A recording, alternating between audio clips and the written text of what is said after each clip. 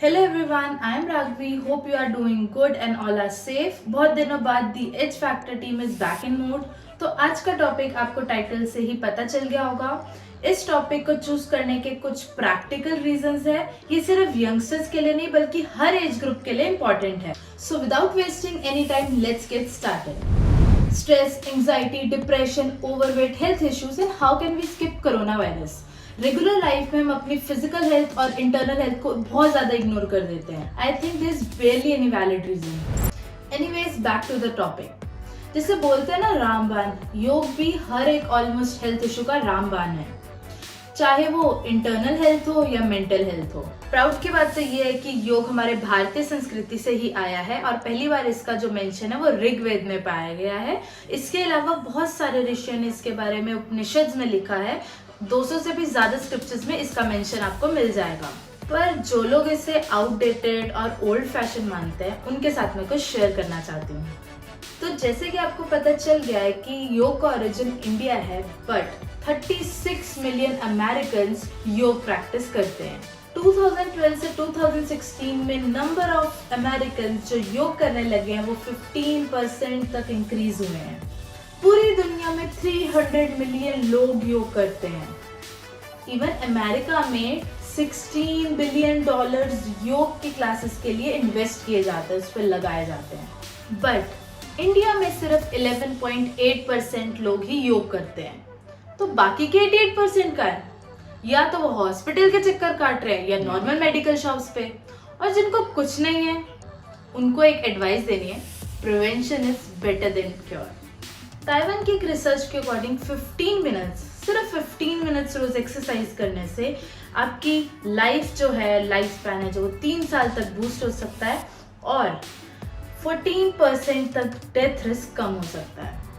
Mindfulness based clinical interventions such as mindfulness based stress reduction MBSR typically recommended practicing meditation for 40 to 45 minutes per day.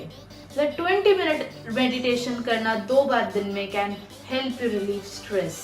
अब जब मैं starting में बात करी थी ब्रीदिंग एक्सरसाइज की, ये वाली जिसका बहुत ज्यादा मजाक बनाया जाता है, आउटडेटेड ओल्ड फैशन माना जाता है, इस एक्सरसाइज के बारे में, इस प्राणायाम के, कपालभाति प्राणायाम के बारे में आपको जरूर सुनना चाहिए. इसके बेनिफिट्स बहुत ज्यादा अच्छे होते हैं. ये बहुत ही सिंपल प्राणायाम है.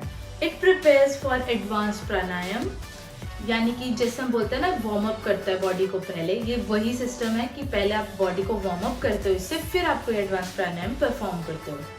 Next, oxygenates dead space in lungs, strengthens and tones lower transverse abdominal muscles, supports weight loss, जिसके आई गेस बहुत जनों को आजकल ज़रूरत पड़ती है. इसके अलावा स्ट्रेस मेंटेन करना और बहुत सारे ब्रीदिंग प्रॉब्लम्स को सॉल्व करता है. ये kapalbhati pranayama generates heat in our body. हमारी बॉडी में वो हीट पैदा करते हैं जिसकी वजह से टॉक्सिन्स हैं या जो वेस्ट मैटर है वो खत्म हो जाता है, डिजॉल्व हो जाता है बॉडी में. इसके साथ साथ जो हमारी किडनी और लिवर की फंक्शनिंग है वो भी इम्प्रूव होती है. और जो स्ट्रेस है हमारी आईज से वो और डार्क सर्कल्स, ये सब इम्प्रूव करने में और ब्लड सर्कुलेशन और डाइजेशन एनहांस करने में बहुत ज़्यादा हेल्प करता है. तो देखा, इस एक्सरसाइज का जिसका सबसे ज़्यादा मजाक बनाया जाता है उस एक्सरसाइज के सबसे ज़्यादा बेनिफिट्स, और ये सबसे सिंपल एक्सरसाइज है. नेक्स्ट भी वही ब्रीदिंग एक्सरसाइज है जिसका शायद सेकेंड नंबर पे मजाक बनाया जाता है, अनुलोम विलोम. इसमें आपका पेशेंस, फोकस, कंट्रोल बहुत ज़्यादा बूस्ट होता है.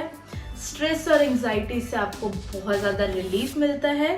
सिर्फ इतना ही नहीं, ये हमारे ब्रेन को, रेस्पिरेटरी और कार्डियोवास्कुलर हेल्थ को भी इम्प्रूव करता है और बेटर ओवरऑल सेंसेस और आपकी बॉडी बहुत ज़्यादा अच्छा फील करती है.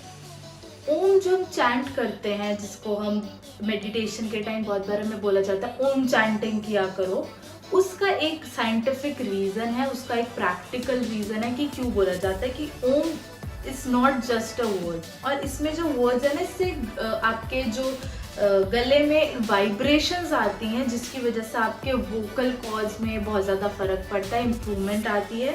जो साइनस की प्रॉब्लम है वो भी इससे इम्प्रूव होती है. बेसिकली हमें कार्डियोवास्कुलर बेनिफिट्स मिलते हैं ओम चैंटिंग करने से. इसके अलावा स्ट्रेस, एंजाइटी, हार्ट बीट और बीपी लेवल को नॉर्मलाइज करने में इसका बहुत हेल्प मिलती है हमें.